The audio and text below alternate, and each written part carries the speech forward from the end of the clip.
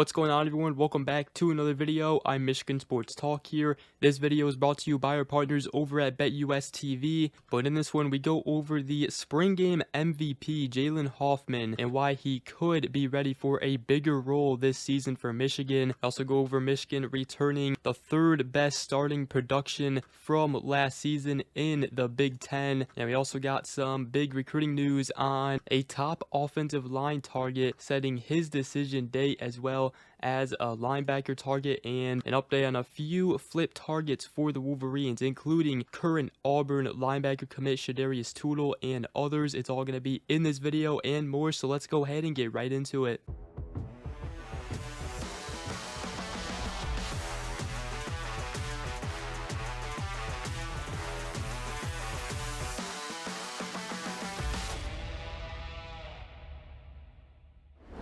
Alright, so to start this video, I wanted to talk about arguably Michigan's spring game MVP, and that is the junior tight end Jalen Hoffman, as Hoffman had 7 receptions for 148 yards and a touchdown as well. That was from Bryce Underwood, and he surprised a lot of people getting open, his pass catching ability. But now the question is, will he get the chance to play a bigger role this upcoming season for the Wolverines?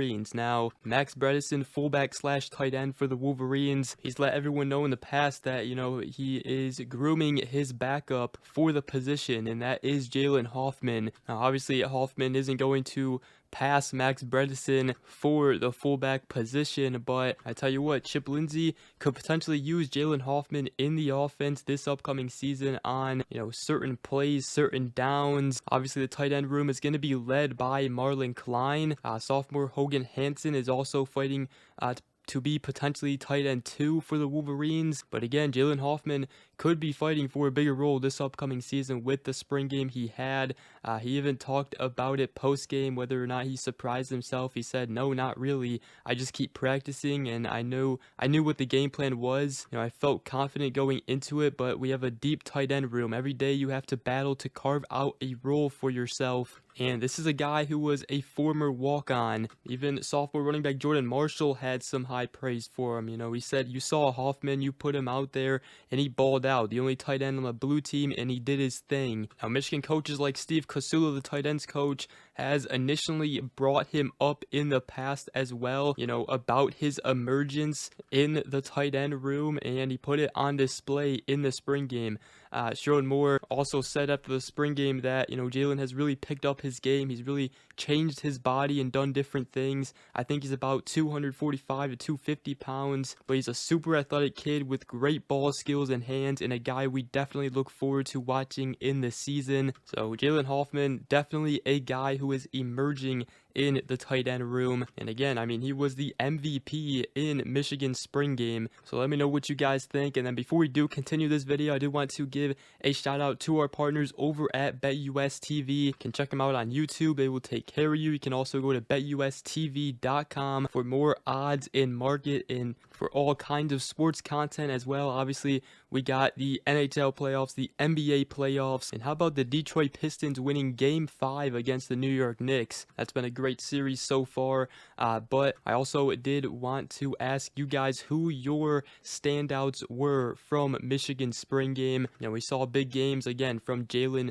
Hoffman, Justice Haynes for the amount of time he was in there, also Brayson Cusdale, as he is now a guy in the mix for running back 3, and also Jeremiah Lowe, Tevis Metcalf, Donovan McCauley with that great contested catch. So let me know in the comment section down below your spring game standouts. And again, go ahead, check BetUS TV out at betustv.com.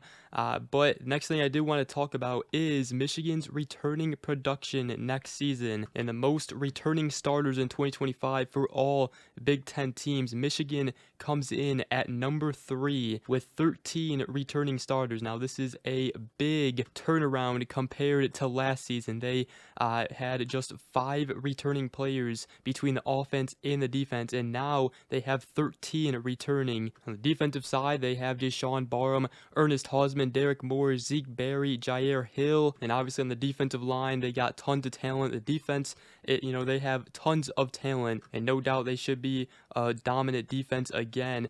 So no worries there. On the offensive side, they are returning Davis Warren technically at quarterback, and also the funny thing is Cody Nagel of 24/7 Sports, who made this list, actually put Kendrick Bell and Peyton O'Leary as two returning starting wide receivers for the Wolverines, but obviously we know that most likely neither of them are going to be starting wide receivers for Michigan next season, along with quarterback Davis Warren. So Michigan not only returning some starters from last season, as obviously all three of those players did start at some point for the Wolverines in some games, but they're also going to have new starters like Bryce Underwood potentially at quarterback, and then also the receivers, obviously wide receiver 1 and the X receiver is going to be Donovan McCulley, and then also Samaj Morgan, Frederick Moore most likely as the starters. But nonetheless, Michigan has got a lot more experience returning next season compared to last season, that is for sure. Also obviously got players like safety Rod Moore, who was injured